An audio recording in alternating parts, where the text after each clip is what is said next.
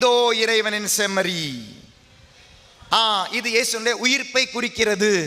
நீங்கள் வாங்குவது செத்த இயேசுவை இல்ல, நீங்கள் வாங்குவது உயிர்த்த இயேசுவை. உயிர்த்த ஆண்டவருடைய பங்கு. நீங்கள் வாங்குவது உயிர்த்த இயேசுவை. You are receiving a resurrected Christ. You are resurrected people of God.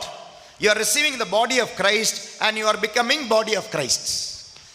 செத்த அப்பத்தை நம்ம வாங்கல, உயிருள்ள உயிர் துடிக்கிற இயேசுனுடைய சரீரத்தை வாங்குறோம். உயிருள்ள உயிர் துடிக்கிற இயேசுனுடைய ரத்தத்தை வாங்குறோம். அதனாலதான் சேர்த்து காமிப்பார் ரெண்டையுமே. தூய்மைப்படுத்த வந்தார். அது அந்த நேரம் இன்னும் வரவில்லையே பெண்ணே, பெண்ணே அந்த நேரம் இன்னும் வரவில்லையே அப்படின்னு சொல்றாரு இல்லையா? எங்க சொல்றாரு? கானா ஒரு திருமணத்துல சொல்லி தூய்மை சடங்குக்காக பயன்படுத்தும் அந்த கற்சாடிகளில் இருந்து தண்ணீரை திராட்சை ரசமா மாத்திர இயேசு நேரம் வரும் பொழுது திராட்சை ரசத்தை இரத்தமாக மாற்றி கொடுப்பார்.